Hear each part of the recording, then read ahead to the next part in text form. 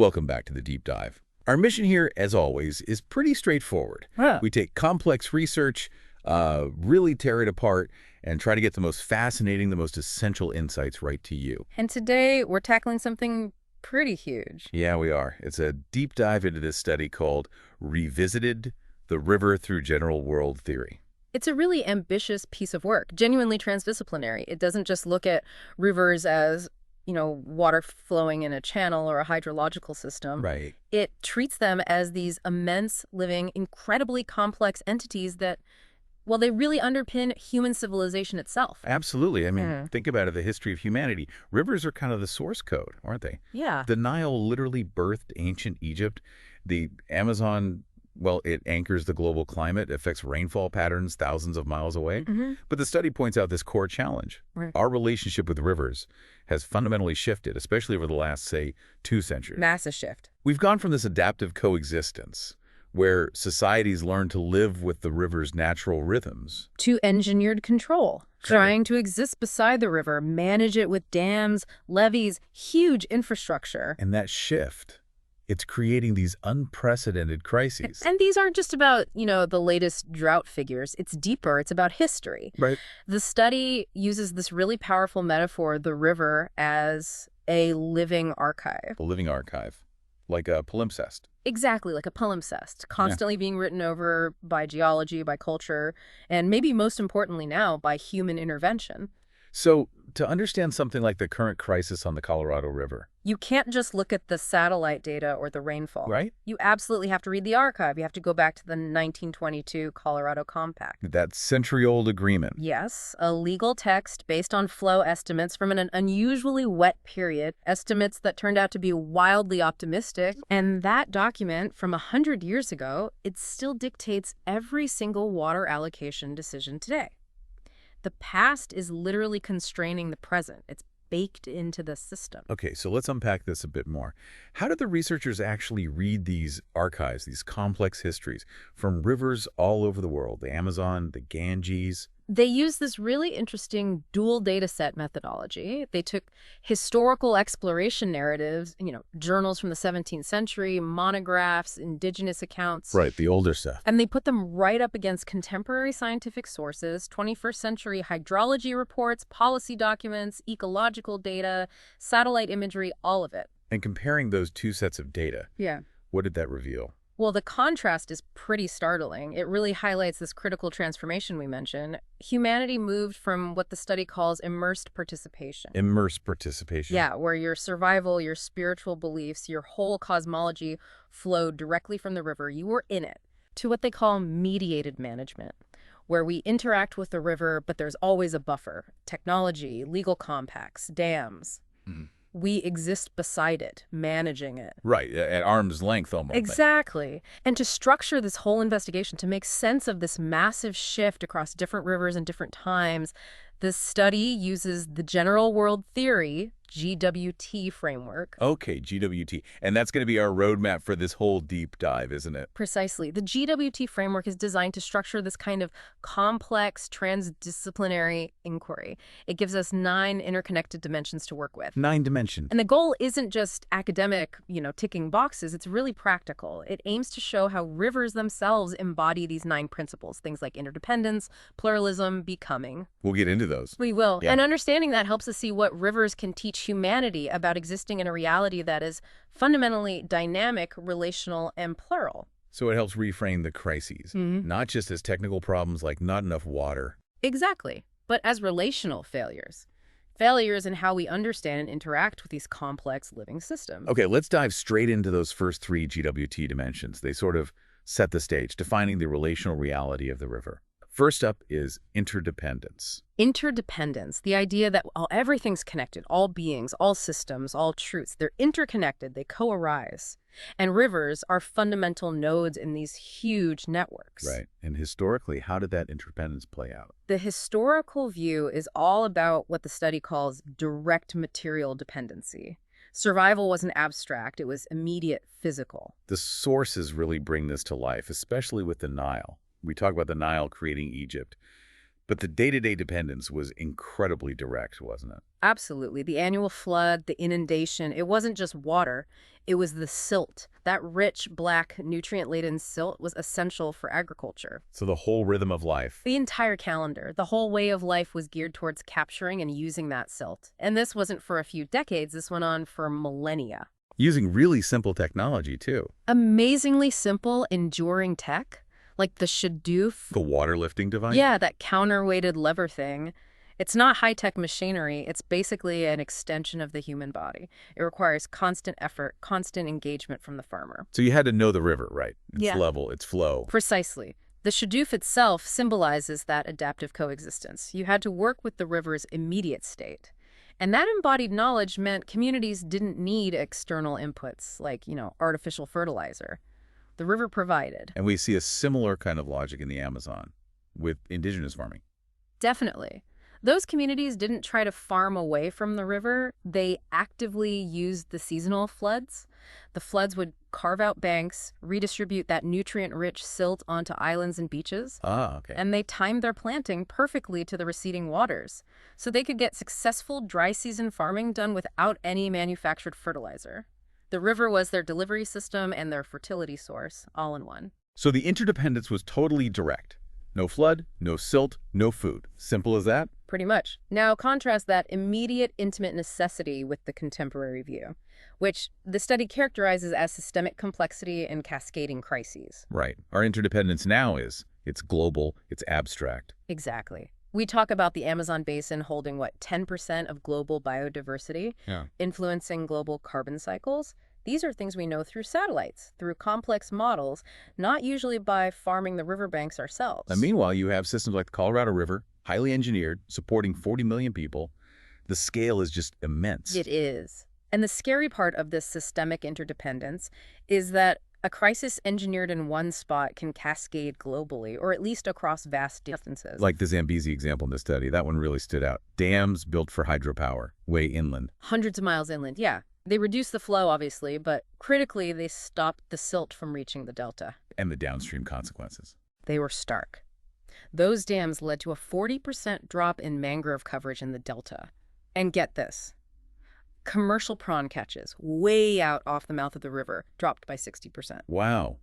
Because the mangroves in the fishery depend on that mix of fresh and salt water and the nutrients carried by the silt. Exactly. So an engineering decision made for power generation in one place caused ecological devastation and economic collapse for fishermen potentially thousands of miles away, maybe even in another country. That really drives home the modern meaning of interdependence, doesn't it? It's not just local survival anymore. No, it's this planetary network where damming a river in Central Africa impacts ocean fisheries in the Indian Ocean. It's mind-boggling. And the Mississippi River fits this picture too, right? The flood controls, the levees. They accelerate the drowning of its own delta by stopping the natural land building process. But at the same time, the river acts like this giant pipeline, carrying agricultural runoff from the entire Midwest. Nitrogen, phosphorus. Huge amounts of it, straight into the Gulf of Mexico, which fuels these massive algal blooms. Which then die and consume all the oxygen. Creating the infamous Gulf of Mexico dead zone. So you've got farms in Iowa directly connected to oxygen depletion,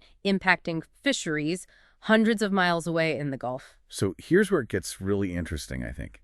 The shift it's profound. We went from this immediate local dependence, which kind of forced an intimate wisdom. You had to know the river. Right. To this massive systemic vulnerability on a planetary scale that we can barely monitor, let alone control. We gained the satellite view, the big picture of planetary impact. But maybe lost the close-up, intimate wisdom that might have prevented the mess in the first place. That's a crucial tension this study brings out, and it leads us directly into the second GWT dimension, pluralism. Pluralism. The core idea here is that rivers aren't just one thing. They hold multiple, often competing meanings and truths all at the same time. No single worldview, scientific, economic, spiritual, whatever, can fully capture the river. So historically, how did this pluralism manifest? Often through deep cultural coding, existing side by side with, geopolitical conflict driven by power. Like the Navajo example. Yeah, that's a beautiful one. The Navajo tradition in the American Southwest, they assign gender based on the river's character. The turbulent San Juan River is male water, Tabaca, Oh. while the calmer, more placid Rio Grande is female water, Tobad. They're embedding personality, gender, spiritual meaning directly into the observable hydrology. It's a rich, layered understanding. But at the same time, you had emerging states doing the opposite, right? Mhm. Simplifying the river's meaning. Exactly. Reducing it to just a resource or a boundary line on a map. The Amazon is a prime example. The study details Brazil's big push in the mid-19th century to get a monopoly over navigation rights on the Amazon, purely for commercial gain. And that caused conflict. Immediately, Bolivia and Ecuador, upstream nations, they completely rejected this idea. Monopolizing a natural entity like the Amazon seemed absurd to them. So they pushed back. They issued their own decrees, declaring their tributaries free and open to the commerce of the world. So almost overnight, this immense natural system was transformed into a contested legal and commercial resource. The river became a geopolitical battleground, its meaning simplified and fought over. Okay, so fast forward to today. How does pluralism look now? The contemporary view is one of formalized pluralism and persistent conflict. We're now much more aware, institutionally at least, that the river is simultaneously a hydrological system, maybe a sacred entity, a public health issue, an economic engine. All these things at once. Yes, but these truths often remain powerfully, sometimes tragically, irreconcilable. In the Ganges. Yeah. That seems like the ultimate painful example of this clash. It really is. For hundreds of millions of Hindus, the Ganges is Mother Ganga, sacred, revered. There's a deep belief that its water can never become impure, that bathing in it brings salvation. A profound spiritual truth. Absolutely. Yet the scientific measurements, they show fecal coliform levels thousands of times higher than safe limits. Raw sewage, industrial waste, ashes from cremations, ritual offerings. So you have sacred purity and life-threatening pollution existing in the exact same water at the same time. That's the crux of it. Both truths are real for different communities, different ways of knowing. But how on earth do you manage that? How do you implement, say, pollution control measures when the very act might contradict a deeply held spiritual truth about the river's inherent unpollutable nature? That is precisely the tension. It highlights the limits of purely technical solutions. Scientific data, no matter how compelling, can't simply erase a spiritual reality for millions. So the evolution isn't really towards resolving these conflicts. Not necessarily resolving them into one single truth, no. Instead, the evolution seems to be towards creating more sophisticated, sometimes radical, institutional structures for managing this inherent pluralism. Like the Wanganui River in New Zealand. Exactly. That's a landmark case. It was granted legal personhood. Yes, by the New Zealand government, which was a way of formally recognizing the Maori spiritual relationship, Te Awa Tupua the river, as an indivisible, living whole, an ancestor within the framework of state law. So it elevates the spiritual truth to legal parity with, say, the resource truth. Precisely. It's a model for integrating pluralism, for holding those different truths together legally. Now, contrast that sharply with the Colorado River, Still governed by the law of the river. which fundamentally sees water only as a commodity, a resource to be quantified, divided up, allocated between competing users based on legal rights, a purely instrumental view. So the trend is towards creating these complex institutional ways to manage the fact that we have these totally irreconcilable worldviews about the same river. We've basically just formalized the conflict. In many ways, yes, and maybe that's necessary because rivers themselves embody constant change, constant becoming. That's the third GWT dimension. Becoming. The world isn't static. It's constantly unfolding, transforming. And rivers are prime examples of this. Historically, humans were mostly adapting to change on geological timescales. Right. The sources talk about the Colorado River carving canyons over uncounted cycles. Immense timescales. And there's archaeological evidence suggesting ancient Nile floods were dramatically higher, like 27 feet higher than modern floods. Huge natural shifts over millennia.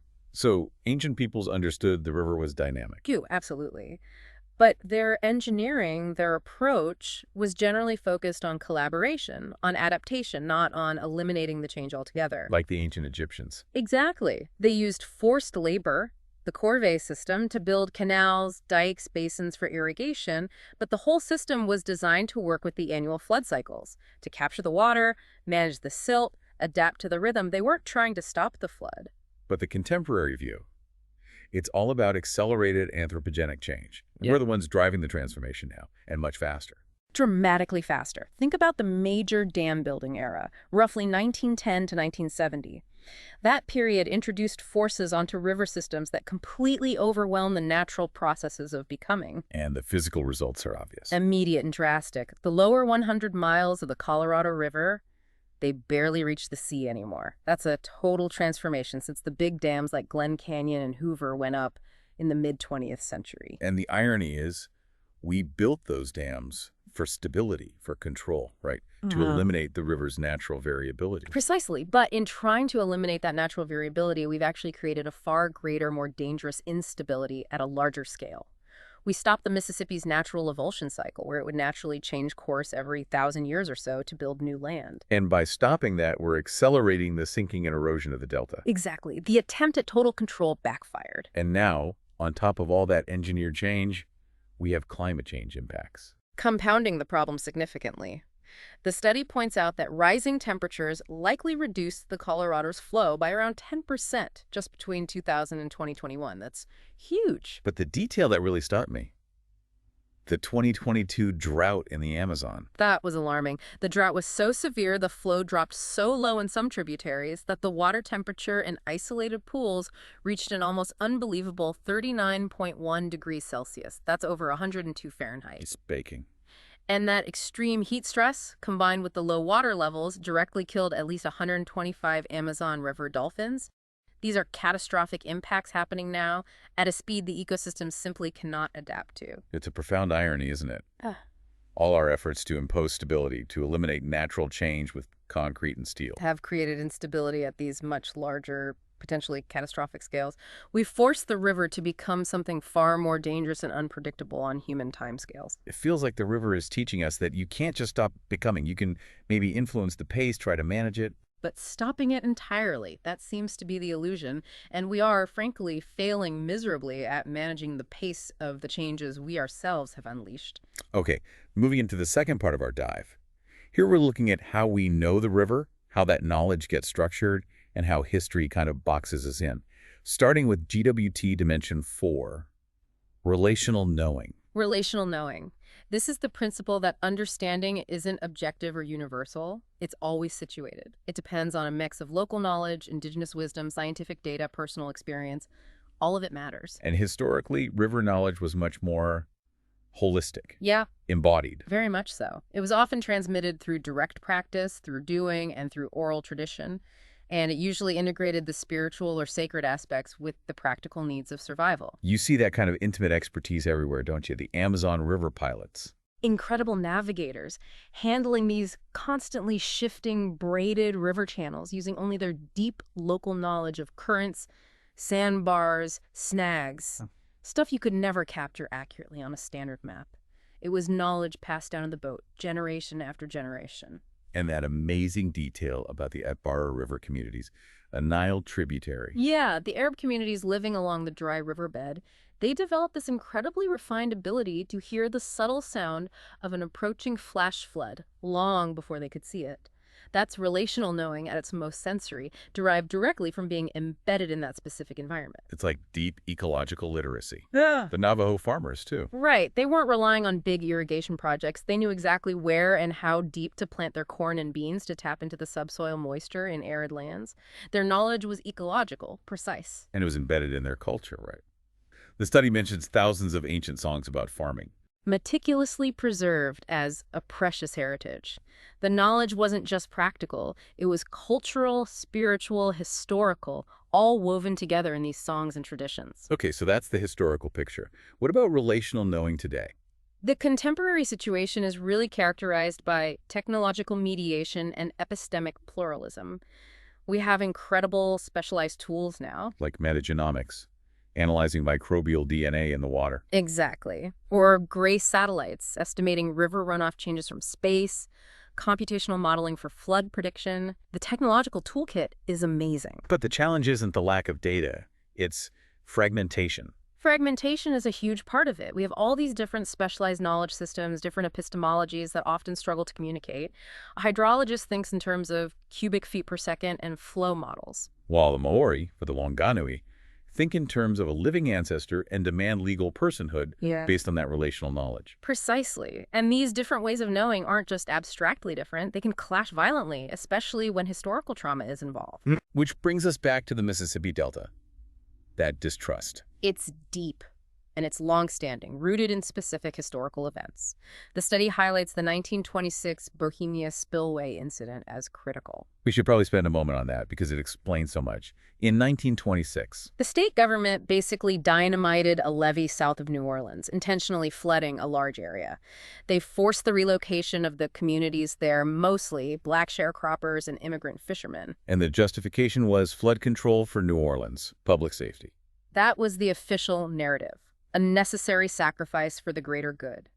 But later investigations revealed that a major, if not primary motivation, was actually to clear that land for oil and gas exploration leases, which were much more profitable. So it was a betrayal wrapped in a public safety argument. Profound betrayal. And that historical context, that memory of deceit, shapes how those communities view current government proposals.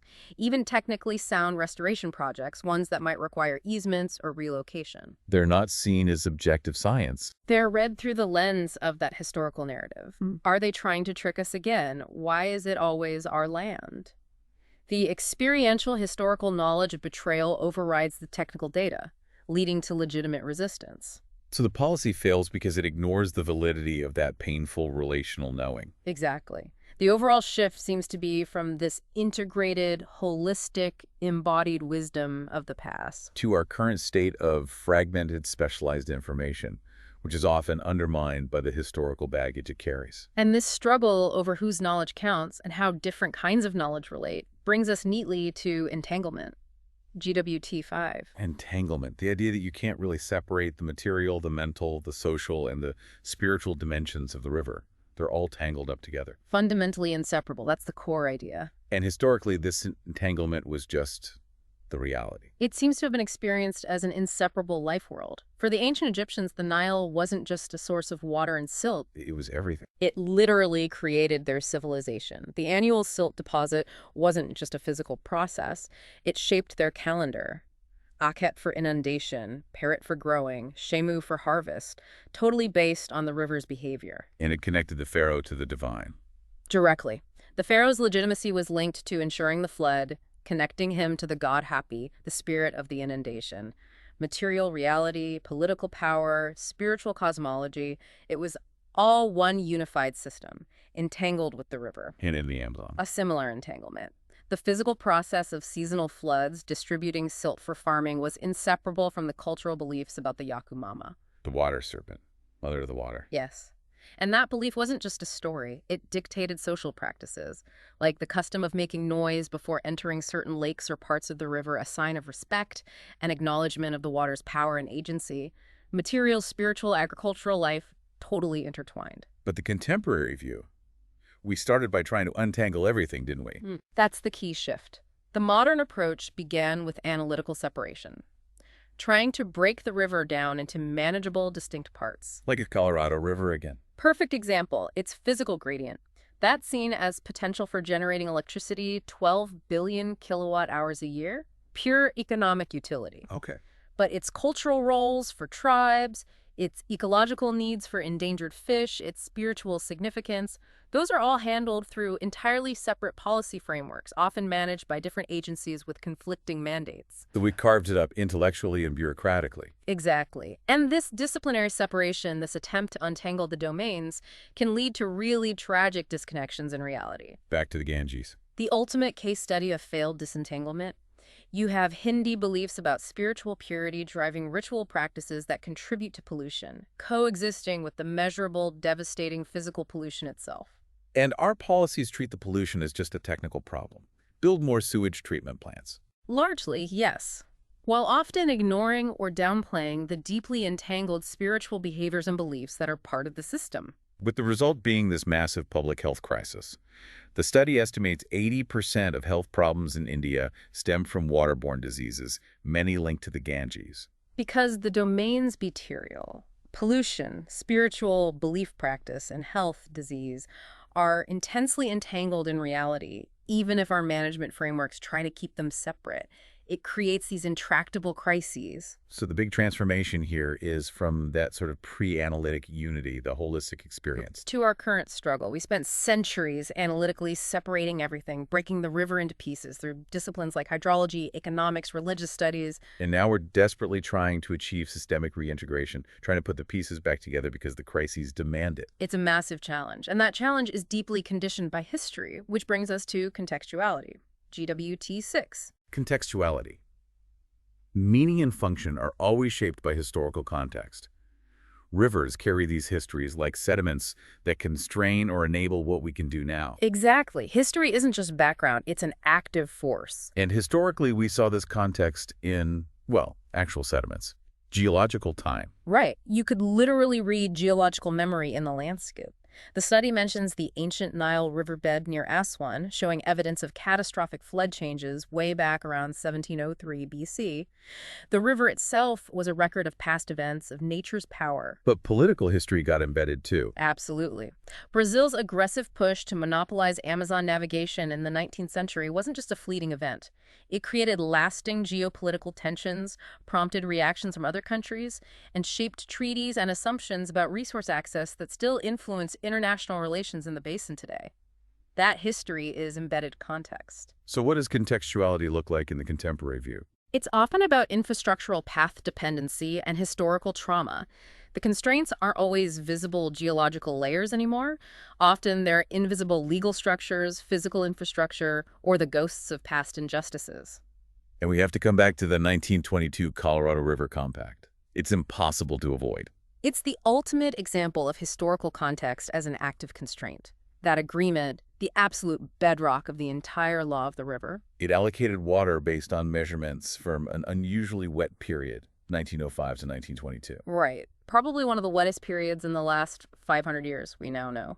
So the compact legally promised more water than the river reliably provides. Significantly more. It committed the river system to delivering roughly 16.5 million acre-feet of water each year, when the long-term sustainable average is probably closer to 14.7 million, maybe even less now with climate change. A massive chronic overallocation, baked in from the start. Exactly. That 100-year-old miscalculation, embedded in law, is the fundamental reason for the persistent shortages we see today.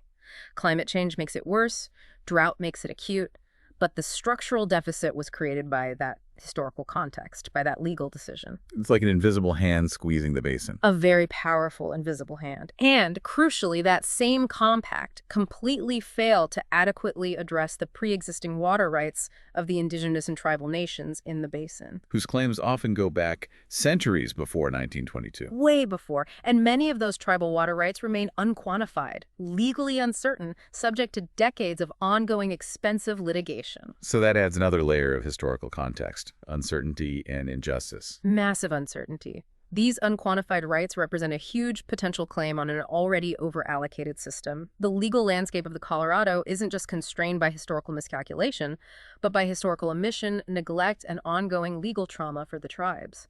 The constraint is an invisible history of injustice. And looking back one more time at the Mississippi Delta, that 1926 Bohemia Spillway incident, the context there is betrayal. Profound betrayal. Communities forcibly relocated under false pretenses, public safety, when the real driver was profit from oil and gas. That specific historical trauma creates such deep distrust. That it actively undermines technically sound restoration projects today. Yes. Because the context isn't just hydrology, it's memory. It's the remembered experience of being lied to and exploited by the very agencies now proposing solutions. The past betrayal dictates the reception of present action. So what really stands out here is that the defining context, the major constraint, it's shifted. It's less about the visible geology. And much more about these invisible but incredibly powerful legal frameworks, infrastructural decisions, and historical traumas that operate as hidden constraints on everything we try to do now. You can't just engineer a solution for the Colorado's flow problem without confronting the political and legal history embedded deep within the system. It's impossible. The context is the system. All right, for our final section, we're tackling change, ethics, and integration. These feel like the necessary ingredients for actually managing these tangled, context-dependent systems adaptively. We start with non-finality, GWT7.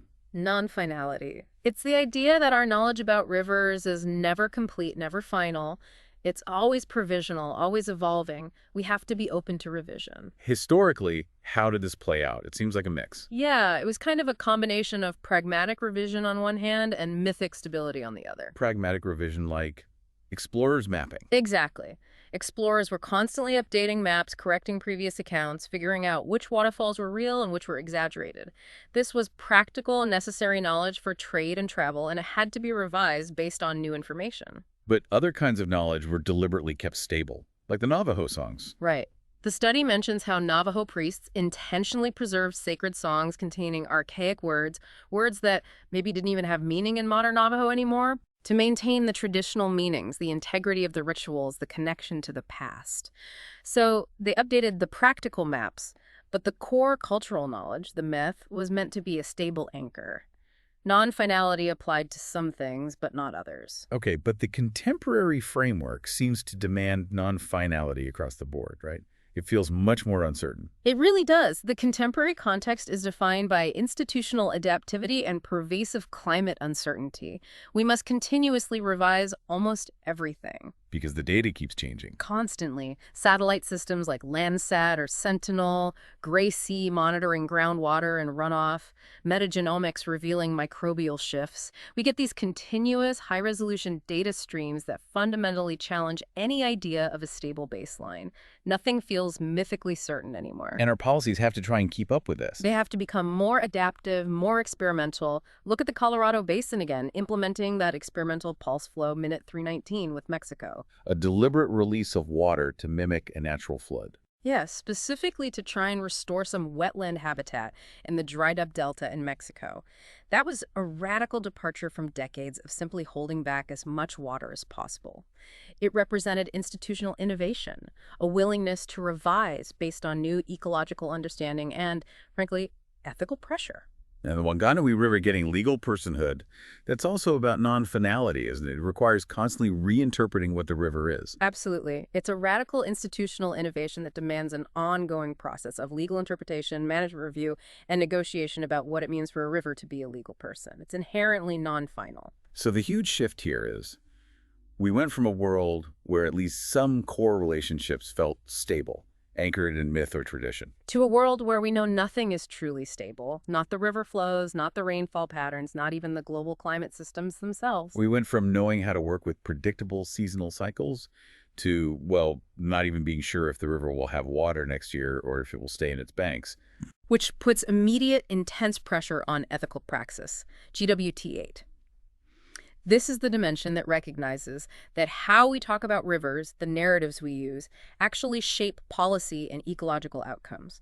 Our descriptions do things in the world. They are performative. The stories we tell matter. Critically, historically, narratives often framed rivers in terms of conquest or, conversely, preservation. Like the Amazon. The narrative pushed by, say, U.S. interests in the 19th century was often about the Amazon being replete with riches, this untapped wilderness just waiting for civilization. A narrative justifying exploitation. Exactly. It justified policies demanding free navigation for commerce, aiming to displace indigenous cultures and develop the basin.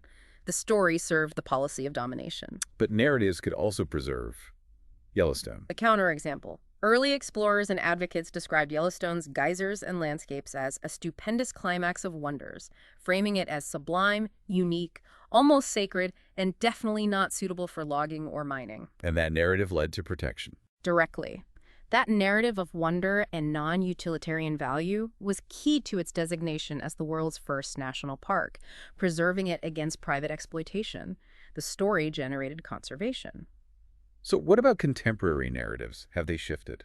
The aspirational narratives have definitely shifted towards relationship and ethics. That's a major transformation. Like calling the Colorado pulse flow a sacred reunion. That's incredibly powerful relational language, framing it not just as a technical water release, but as healing a broken connection. Or the Wanganui's legal personhood, recognizing Te Awatupua, the river, as a living ancestral being. The rhetoric is about partnership, respect, ethical inclusion. But does the reality match the rhetoric? That's the crucial gap. The operational reality often lags years, even decades, behind the aspirational narrative. We see it with the Ganges, the tension between Hindu purity beliefs, a powerful narrative, and the practical need for pollution control shows how cultural narratives can obstruct operational reality. And the Mississippi Delta communities. Their narrative, shaped by historical trauma, leads them to ask, why us? Why always us when new projects are proposed? Their ethical history, their lived experience, clashes with the technical narrative of restoration, often stalling progress. So the stories have shifted from domination towards relationship, which is progress. But the dams are still run based on old operating rules, the pollution often continues, the historical injustices remain unaddressed. The deep tension between our aspirational narratives, wanting to see rivers as living relatives, and our operational reality, still often treating them as mere resource pools, defines the contemporary ethical crisis. Which leads us finally to the need for transversality, GWT9. The idea that real insights, real solutions have to emerge at the intersections of all these different domains: hydrology, culture, economics, spirituality, governance. Bringing it all together, it's the ultimate integration challenge. Historically, was integration easier, more natural? It often seems like it was more practical, born directly out of the necessity for survival. Think about those ancient Egyptian irrigation projects again. They had to integrate different kinds of knowledge. Absolutely. They pragmatically combined geological knowledge, knowing the granite bedrock at Aswan was a stable place to manage water, with a hydrological understanding of flow and silt dynamics, and sophisticated political organization using the corvée system to mobilize the labor needed. Survival demanded that kind of integrated cross-domain thinking. But even then, the seeds of separation were there. This study suggests so. It notes that even early scientific expeditions, like the U.S. government's exploration of the Amazon, started explicitly separating tasks. You had people assessing commercial potential timber, rubber, minerals. Resource extraction focus. And separate people doing indigenous ethnography, studying customs, languages, beliefs. The expert in finding resources wasn't necessarily expected to understand or even talk to the expert in local culture. The silos were already being built. And today, we're living with the consequences of those silos. Deeply. Today's situation is characterized by institutionalized interdisciplinarity battling systemic complexity. We need these huge formal structures just to try and bridge the gaps we created. Like the International Commission for the Protection of the Danube River, the ICPDR. Exactly.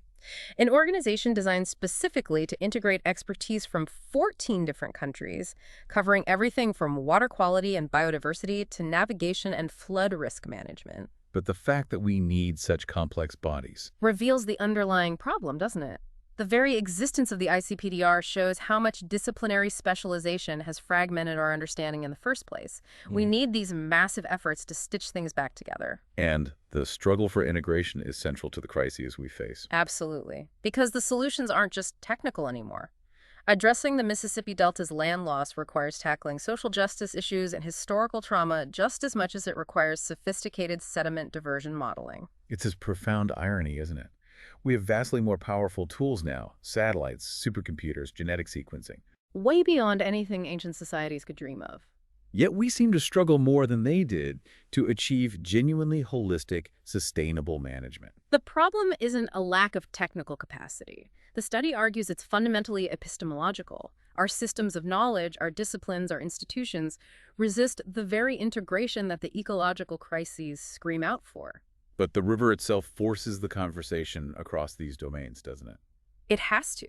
You simply cannot solve the Ganges pollution problem with engineering alone if you ignore the spiritual beliefs driving immersion rituals. You can't allocate the Colorado's water fairly or sustainably without confronting the unquantified tribal water rights and the historical context of the compact. The river demands transversality. Hashtag outro. So, after diving through all 9 dimensions of general world theory, what's the big picture? What does this all really mean for us?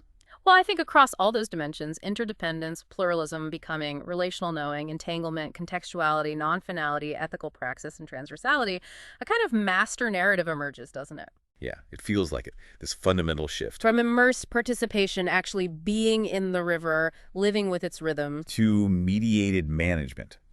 standing beside the river, trying to control it through layers of technology and bureaucracy. And in that shift, we gained incredible, precise scientific understanding of rivers as complex physical and chemical systems. But we lost something crucial. We lost, or at least devalued, relational wisdom. The study compellingly argues that the crises we're facing now, ecological collapse, resource conflicts, public health disasters, are fundamentally relational failures. They're the consequence of treating rivers as inert objects to be controlled, rather than as living subjects, as relatives with whom we need to coexist. It feels like the river is speaking to us through these crises. If we could synthesize this whole deep dive, what are the key lessons? What is the river teaching us according to this GWT analysis? I think three core teachings really stand out. First, material interdependence. Separation is an illusion. The river teaches this brutally through consequence propagation. What happens upstream is the downstream reality. Absolutely. Damming the Zambezi is the collapse of the prom fishery hundreds of miles away. Our management systems, our thinking, must immediately grasp and account for these vast interconnected networks. We can't pretend actions are isolated. Okay, lesson 1. Interdependence is real and consequential. What's second? Second, irreducible pluralism. Rivers embody multiple, often contradictory, yet equally valid truths simultaneously. They are sacred and polluted. They are resources and relatives. And we can't just pick one truth. Governance has to learn to hold that tension, to resist the temptation to reduce the river to a single, simplified framework that serves only one interest. Models like the Wanganui legal personhood offer a path honoring multiplicity within our institutions. Hold the complexity. Got it. And the third lesson? Third, ethical transformation. We urgently need to move from an ethic of mastery, that illusion of total control that defined the industrial dam-building age, towards an ethic of partnership. A kind of humility. Yes, a humility that recognizes we exist within the river system, not above it or outside it. And we're seeing glimpses of this shift, maybe. Modern restoration projects that try to mimic natural processes, like sediment diversions on the Mississippi. They're trying to work with the river's tendencies. Exactly. It represents a crucial, though often difficult and contested, shift back towards participatory management, towards learning from the river again. So the crises we see everywhere. The Colorado literally disappearing before it reaches the sea, the Ganges pollution sickening millions, the Amazon drought killing river dolphins. These aren't just technical glitches in the system. No, the study frames them as profound symptoms of this deeper relational crisis.